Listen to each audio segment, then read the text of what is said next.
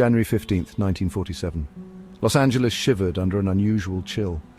A chill wind whipped through the city, carrying with it an unsettling sense of foreboding.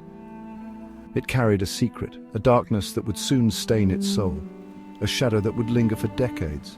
Betty Bersinger, a local resident, walked along Norton Avenue, her thoughts preoccupied with mundane errands. The sun, a pale ghost in the sky, did little to warm the day. As she walked, something unusual caught her eye. A flash of white in the overgrown lot, stark against the drab winter landscape. She approached cautiously, her curiosity turning to ice as she drew nearer. There, on the cold earth, lay the body of a woman severed at the waist. The sight was both horrifying and surreal. The victim was young, her beauty haunting even in death. Her skin, unnaturally white, contrasted sharply with her jet-black hair, creating a macabre yet striking image. Her mouth was slashed into a grotesque grin, a chilling signature of her killer's cruelty. The woman, the world would soon learn, was Elizabeth Short. Known to many as the Black Dahlia, her life and death would become the stuff of legend. Her murder, a spectacle of savagery, would grip the city in terror, casting a long, dark shadow over Los Angeles. The police launched an intense investigation, but the brutality of the crime left even the most seasoned detectives shaken. The media frenzy that followed only added to the city's hysteria as headlines screamed of the gruesome discovery. Citizens, gripped by fear and morbid curiosity, followed every development, their imaginations running wild with speculation. Elizabeth Short's life, filled with dreams of Hollywood stardom, was dissected and scrutinized, her tragic end overshadowing her aspirations. As night fell over the city, the streets seemed darker, the air heavier with the weight of the unsolved mystery. The Black Dahlia's murder would remain one of Los Angeles' most infamous cold cases, a haunting reminder of the darkness that can lurk beneath the surface of even the brightest dreams. The details of Elizabeth Short's murder were not for the faint of heart. The gruesome nature of the crime sent shockwaves through the community, leaving an indelible mark on the city's history. Her body bore signs of unimaginable torture. The brutality inflicted upon her was beyond comprehension, a testament to the killer's sadistic tendencies. The killer had drained her of blood, leaving her skin a ghostly white. This act of draining her blood was not just a method of killing, but a deliberate attempt to dehumanize her.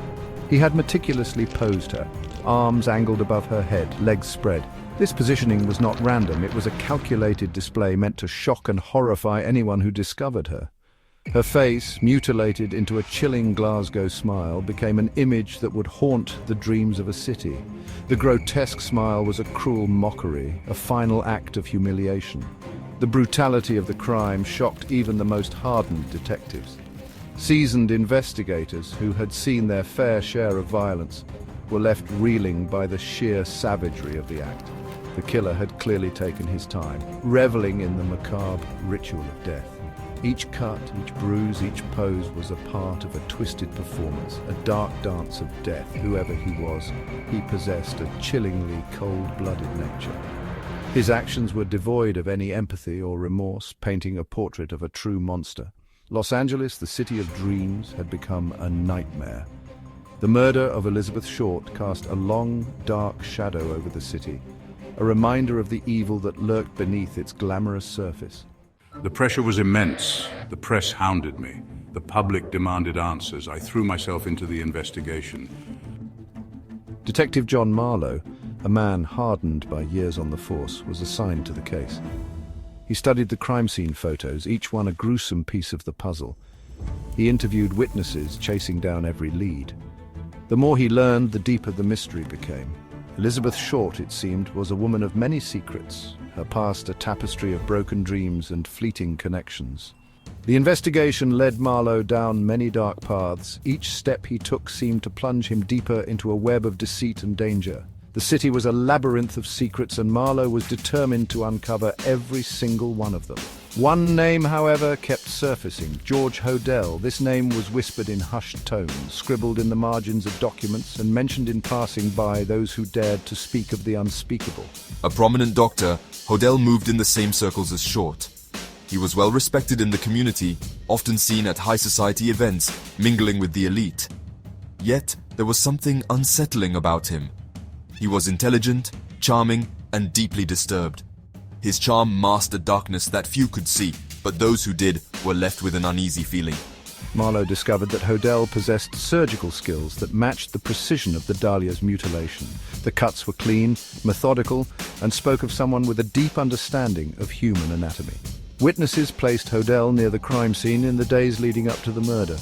They described a man who seemed out of place, yet moved with a purpose that was chilling in its intensity.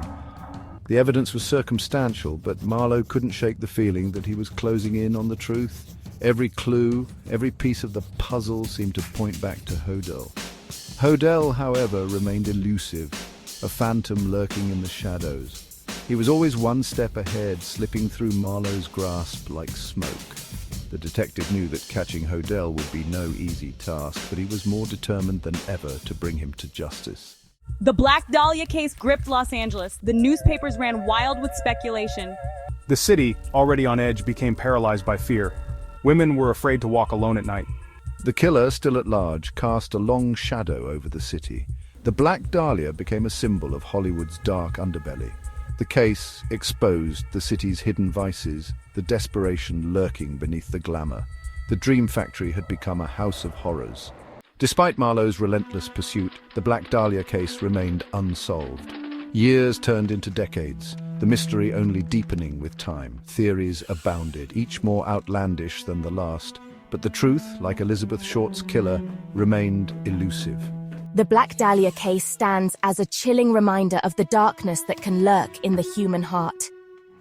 It is a story of shattered dreams, of a life brutally cut short.